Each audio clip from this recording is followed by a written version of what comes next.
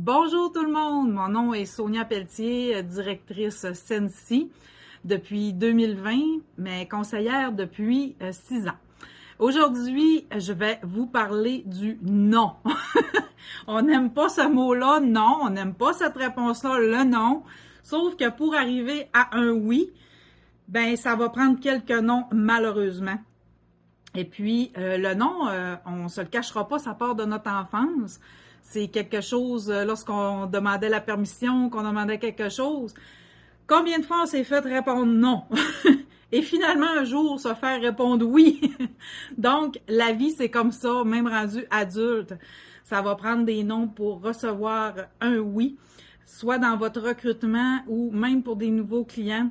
Il y a des gens qui vont être réticents au début et puis lentement, ça va faire un petit chemin avec des explications pour devenir un oui.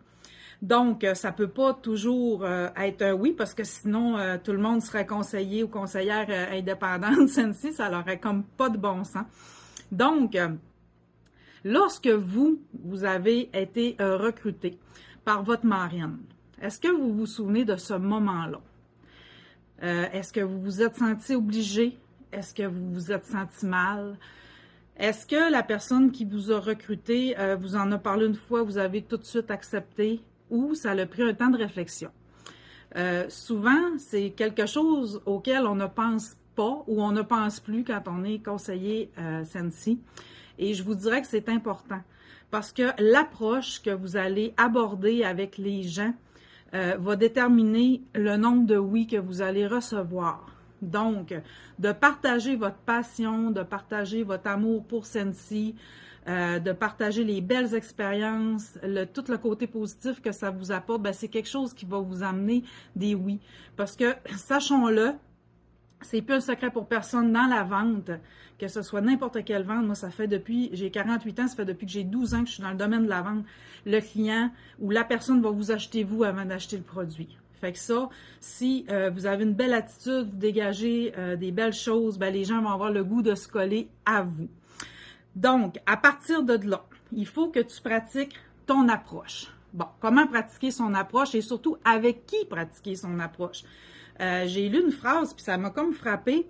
Dans le fond, vouloir recruter tout le monde, c'est ne recruter personne.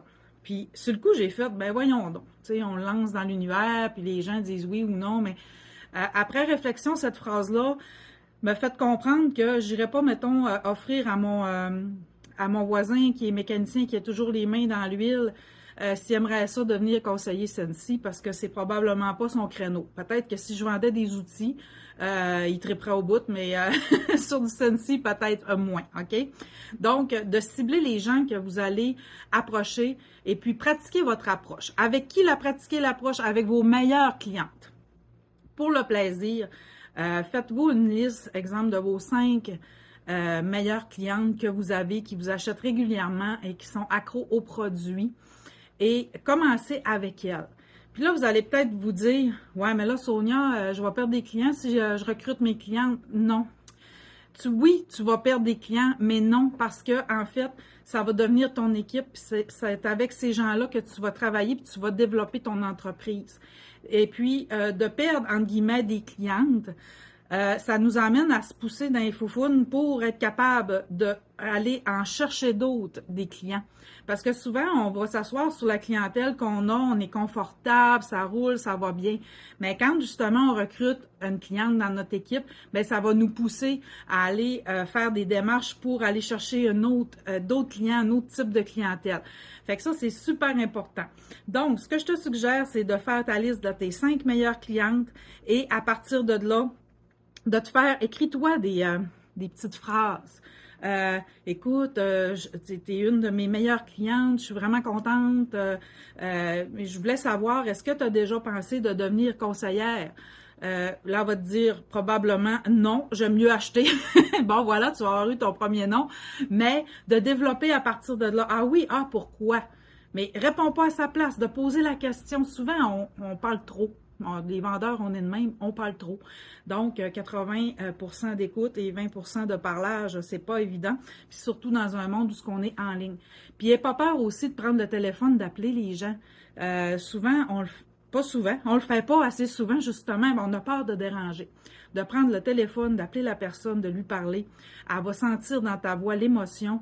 Elle va être capable de te poser des questions. Toi, tu vas être capable de percevoir aussi, bon, cette personne-là, est-tu vraiment fermée ou il y a une petite ouverture ou elle semblait questionner, avoir des patates. Ben ça, il ne faut pas que tu te gênes de le faire aussi. Donc, je ne veux pas prendre plus de ton temps. Par contre, si tu as des questions, tu ne te gênes pas, tu m'écris sur Messenger, Sonia avec un Y, Pelletier. Ça va me faire plaisir de t'aider. Puis si tu as des résultats, partage-les en commentaire parce que c'est vraiment plaisant que tes résultats soient positifs ou négatifs. L'important, c'est d'avoir du résultat. Fait que sur ça, je te souhaite bon succès.